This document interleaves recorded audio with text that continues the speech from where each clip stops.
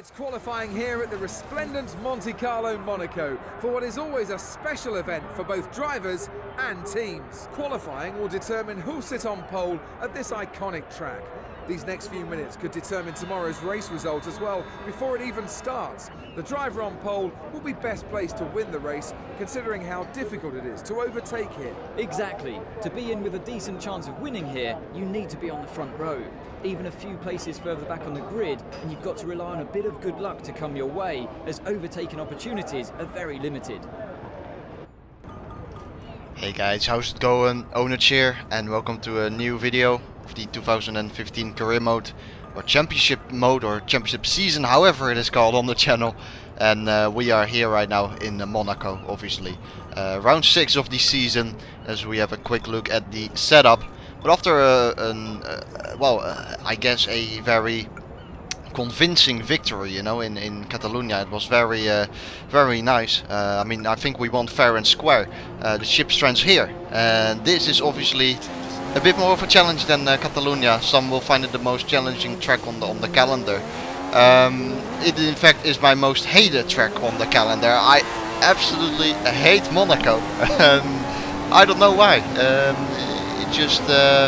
It doesn't suit me, I guess. I never can find the right rhythm or flow or whatever. But enough complaining. It is on the calendar, and so that does mean that you need to push as much as you can, inevitably, or you can step out of your car and do nothing. But then you are not a race driver. Anyway, first qualifying lap here, which I'm going to show you guys. 1:16.8 is currently on the board, and that is also enough for P1. So I'm a bit struggling to slow the car down for the hairpin. 1 minute and 40 seconds left in the session at the moment, and as I said, in P1, but on another lap, and hopefully this lap should be a little bit quicker. I think I said it 1:16.8 on the previous lap, so we're doing a bit of a 2-lap stint, maybe even 3, which is not that weird for Monaco. Usually you see a hot lap being set on the second lap, or maybe even the third lap.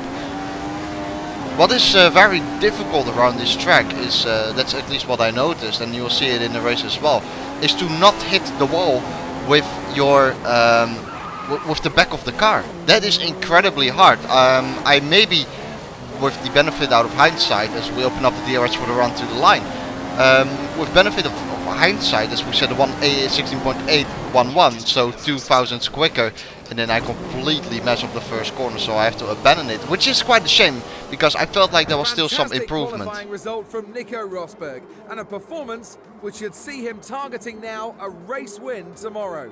Well, it was a fantastic result, but he'll know you don't get any points on a Saturday, and to make this a great weekend for the team, he needs to do the same thing tomorrow. Welcome to one of the most iconic race circuits on the Formula One calendar. It's Monaco, the playground of the rich and famous. Nico Rosberg will want his good fortune to continue on from yesterday's qualifying. He starts the race in P1 and has even said he's expecting to take the checkered flag first. You wouldn't want to bet against him doing just that. He has clean air in front of him, so we'll be hoping he can create a gap over the first few laps. If the cars in second and third can keep close until the first round of pit stops, then they may be able to take advantage on the undercut. Just what do you think will be going through Fernando Alonso's head as he watches now how well Ferrari are doing this year? Fernando left Ferrari as he didn't believe they'd be able to offer him the opportunity to win that third world title. If he knew this form was around the corner, I dare say he would have stayed put. Yeah, what I wanted to say is that I thought there was quite a bit of room left for improvement in that qualifying session, in fact. One stop for this race, and what I also was talking about, you will see it throughout this race. I guess I'll come later to it. It was about obviously hitting the rear of the car, make contact with a barrier. That's what I wanted to say, as we are here off the line with Grosjean having a fantastic start, immediately jumping us, going for the undercut for turn 1. Seems to be working quite well, gaining that place back, which is crucial, because Grosjean, I don't know how, he had a fantastic qualifying, put himself up to P3, but I doubt he will be able to stay there for long during the race. Well, he may be able to stay there for long, but he might, or may, I should say, or might, I think might is the right word, apologies, but he might have a big train behind him, you know, throughout the whole race, and that's not what we want to see. We don't want to be in that train, we need clean air. In order to have clean air, we need to overtake Rosberg as well, and that's going to be a pity, because obviously it's a Mercedes powered car. We're also Mercedes or Ferrari powered, obviously, but it is quite similar. Obviously Mercedes is a little bit stronger, a bit better. But still, you know, it's Rosberg, it's a Mercedes, hard to overtake. What is good though in terms of championship is that Hamilton is nowhere near the top 3 at the moment. I don't know where he qualified, maybe even in Q4, maybe a little bit lower than that. I should have paid attention to that, to be honest. But he is not in the top 3 at least, and that is great to see. Skipping already to the end of lap 3 though, because not a lot is happening. Well, there is quite a bit happening behind us. Grosjean, as I predicted, is indeed having a massive train behind him. 3.4 seconds is actually the gap to Grosjean at the moment. And the gap to Rosberg is 1.1 seconds. And trust me, I was pushing really hard at this stage, but it was very hard to keep up with Rosberg. One mistake and I knew he would be gone. So there's quite a bit of pressure on my shoulders right now. I need to make sure that I keep with him. But as I said, it is pretty tough. Coming out of the tunnel here, still on lap 4. Nailing that curb there. Very easy obviously to cut that chicane, the Nouvelle chicane. Nouvelle, I think, is French for new. Nouvelle, new. Yeah, I think it is the female pronunciation of new. I had French at school, so I should know this. Correct me if I'm wrong. If I am wrong, then I maybe didn't pay attention in the lesson. Anyway, coming to the end of lap 4. Final corner, obviously having DRS on Rosberg, so the gap is below a second at the DRS detection point. But look at this, even with DRS, Rosberg just pulling away. And with the downforce levels I had, 10-7. As I said before, with benefit of hindsight, I don't think it was the right call. Because the rear end was very, very loose. And maybe it is going to have consequences for the race. Who knows? Especially on worn tires. Maybe the rear end starts to slide so much, or it becomes so loose that we hit a barrier. We don't know yet, obviously. We have to find out. But still behind Rosberg, 5-second gap to Grosjean. So it's looking decent at the moment. I'm able to stick with Rosberg a little bit, and maybe we will see a replay of Catalonia, you know, where towards the end of the stint the Mercedes guys are struggling a little bit more than we are. It would be fantastic to have, but still, where are you going to overtake? That's another big question obviously around Monaco here. Slowing the car down for the Nouvelle chicane, left, right, nicely over the curb. You want to be right on the limit there in terms of track cutting and track limits. This is a tricky one, very easy to hit the inside barrier, very easy to hit the outside barrier, which I almost did there. Through the fantastic chicane, the swimming pool section. And then this has a name as well. I completely forgot it. Yep, I completely forgot it. Something is casino, but I think that's up the hill. I don't know what that is called, to be honest. Unless it doesn't matter. Ending of lap 5, opening up lap 6. Lap times are reasonably good. 1:17.0, only 2/10 of the fast lap of the race, which is actually in our hands. So as I said, not bad in terms of lap times. The tires obviously not being that much worn at the moment around Monaco. And we open up lap 8 right now, 1 lap later, doing still a 17.1. So the tire deck is slowly coming into play, but not that much at all. And much closer behind Rosberg right now. You can visually see it, and definitely it's a battle for the victory between Rosberg and ourselves, because Grosjean, as I said, you know, and as I predicted as well, just has so much of a gap behind us, and we have so much of a gap to him, I should say, and he has so much of a train behind him. That's the sentence I was looking for. Very close to hitting the rear of Rosberg there through the hairpin. Nothing too major, obviously going to enter the tunnel, and this is where the Mercedes has the advantage. Look at the traction the whole time from that Mercedes car. He's still gaining even here in this section, and I am up to rich mixture. The traction from the AI is just incredible. I don't know whether it's down to the traction control. We saw it in F1 2014, where the AI traction control, and every exit of slow corners, basically they were pulling massively away as they come rather close to the outside barrier. They luckily managed to avoid it, and now having the inside tire locking up there, the right front, that is a bad sign. May mean that tire wear comes into consideration, as I gave Rosberg a little tap there. So it seems like Catalonia is repeating itself a little bit here, with the Mercedes struggling towards the end of the stint. Obviously it's still lap 9, and we have to go until lap 16 or something like that, lap 15 for that one stop. We may even try to go for an undercut here, because, well, Rosberg isn't all that quick at the moment. But coming to the end of lap 15, and it's actually Rosberg who pulled away a little bit. And as you can see there on the exit of turn 1, quite a bit of a slide, and you will see it here with the onboards. I am sliding quite a bit here and there. The rear end is just not steady enough, and I even notice it in corner entry. You know, I have to be quite careful, more careful than I would like to on corner entries, in order to, you know, have the car gripping.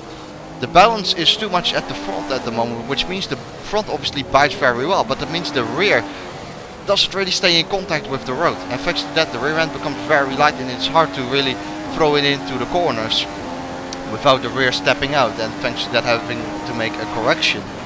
1.5 the gap to Rosberg, so pulling away another 10th in that first sector.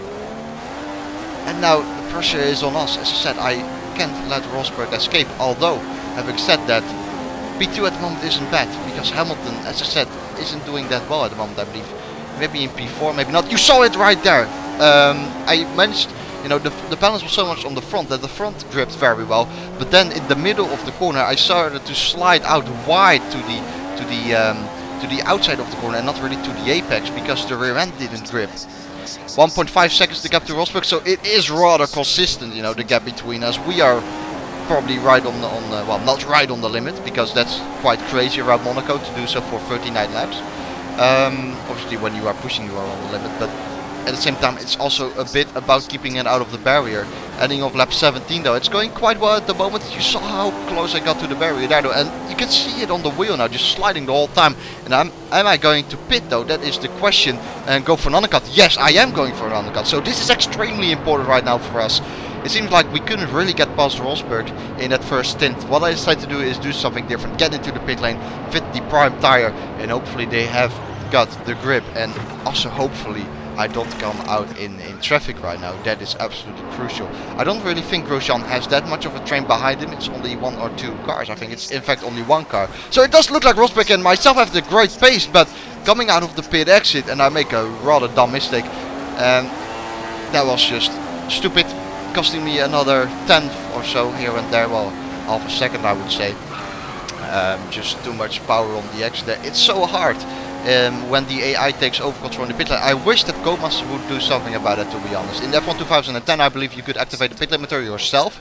You can't even do that anymore. It's just all automatic, and then as soon as you leave the pit, you know, as soon as you leave the pit with cold tires, it just, you have no feeling at all. When you are driving in the pit lane, you at least have some kind of control and can prepare yourself for the pit exit, and that is something you cannot really do at the moment, and they have never really implemented that, you know. Maybe there could be a setting for automatic pit assistance, but it would also be nice to have it manual, you know. Nonetheless though, on the prime tire, as I said, extremely important for us as we are behind Raikkonen at the moment. They're going to try to overtake him, but what the hell happened there? Hitting the barrier on the swimming pool section, even taking out Raikkonen there, I believe. As I saw in the rear mirror, yes, there is indeed Raikkonen. So a massive accident here, and going to have surely major consequences for the rest of the race. But what is amazingly surprising is that there is no damage. I have no idea how there is no damage at all. But when you watch the replay, there is something weird about it. Watch it in slow motion and watch the contact with the barrier going over the curb here. But it almost looks like I was already past the barrier. You can see in the mirror right here that I am going to hit Raikkonen. But here, when I pass it, it looks like I am already past the barrier. So whether there's a bit of an invisible wall there or something, you know, not rightly done, I have no idea. Some people will obviously say you probably hit the barrier with your rear tires. But the impact itself doesn't look like a hit with the rear tires. It looks like a T-bone, you know. So it is rather weird to see that. And at the moment I did not realize that. I thought, you know, that was just stupid and hit the barrier myself. I fixed that issue. But watching the replay, yes, I came rather close to it. But it looked at one point that I was just actually past the barrier and still got hit. And so I throw it on the inside of the barrier. I was quite frustrated with that, to be honest. This race is usually a very frustrating race for me. As I said, it's definitely not my favorite on the calendar. So yeah, just a lot of frustration, going a bit deep here in the chicane. So, you know, obviously very frustrating as I make another mistake there. That is definitely a barrier hit. And now Roberto Merri gives us another tap, and that sends us into the wall, costing us a little bit more time. And that is the victory just thrown away at the moment. And you can kind of guess most likely what kind of situation I am at the moment. It's still 19 laps to go, and after that pit stop, I completely threw it away. I'm not going to blame that first incident which happened where I believe I didn't hit the barrier. But that accident I had there was absolutely my fault, turning it too early. Maybe a little bit surprised by the grip the new tires gave, but still, that just cannot happen. You see here also a little bit of a slide. So yeah, I was so frustrated at this point, and I couldn't give a damn about it anymore at all. And again, I make that very same mistake.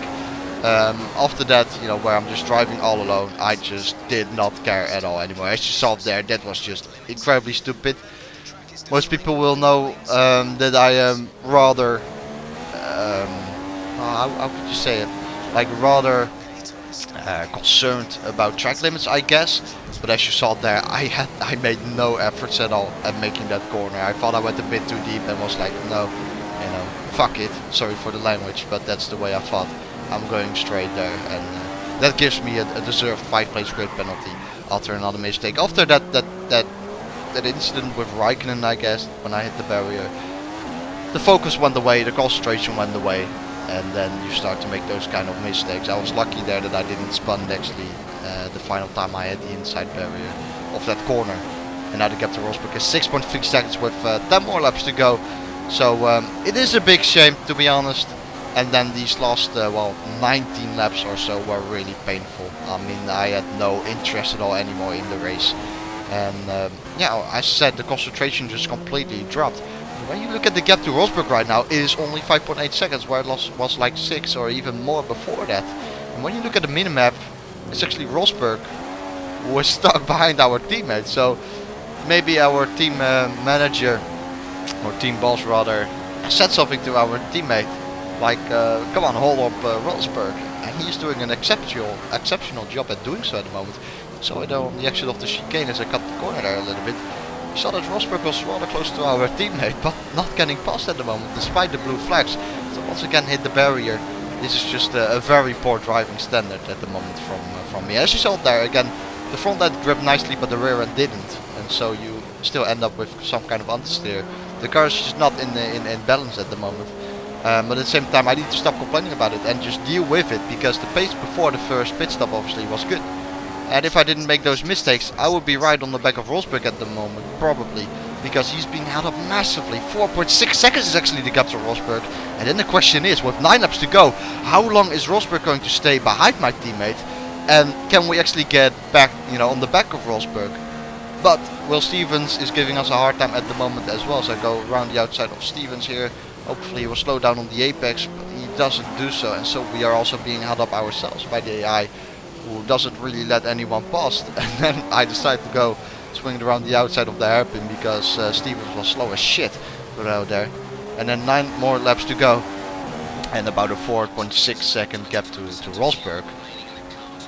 But as I said, the question is Rosberg going to get released anytime soon from our teammate? It doesn't look like it yet. He is still behind him. And so obviously right now you start thinking, what if I didn't make those mistakes, you know? The victory would definitely be within our hands, but at the same time those mistakes happened, you know. I can't do anything about it at the moment, as I missed my apex there as well.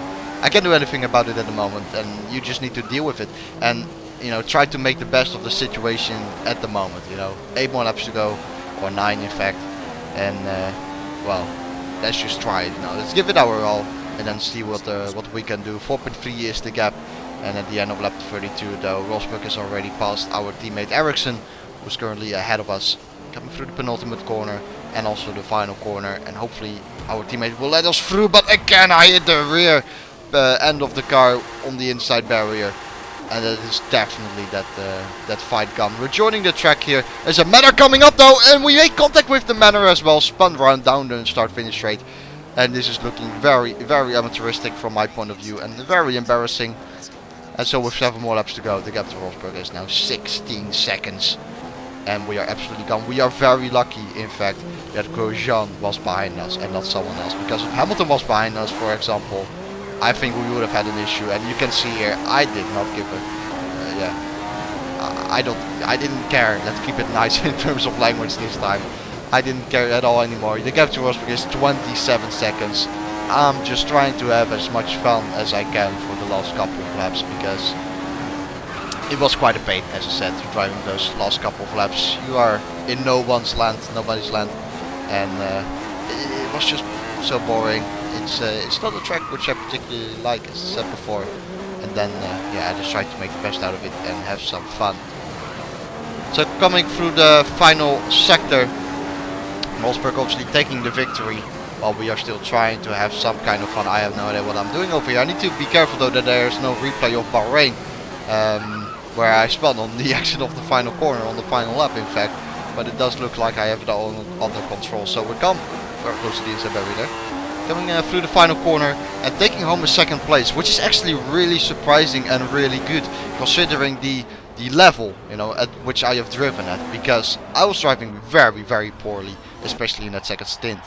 So I am lucky actually with this result. Sometimes you have a bad day. You know, for once it was a bad day, and then still to pick up second in a bad day, obviously with a bit of thanks to Grosjean and with a bit of luck, that is still actually quite good.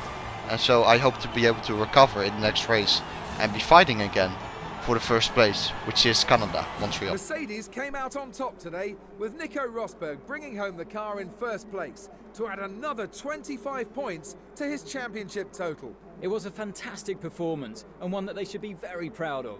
Every part of the team pulled together to achieve today's result. After all this drama, you'd be mad not to join us for the next race. We hope to see you then. Take care. Rosberg taking the lead of the championship here. We are still in second. Raikkonen finishing in third place there. So is in the end still getting past Grosjean. But I think that is pretty much it. I want to thank you guys for watching. I apologize for the driving, which as I said hasn't been the best.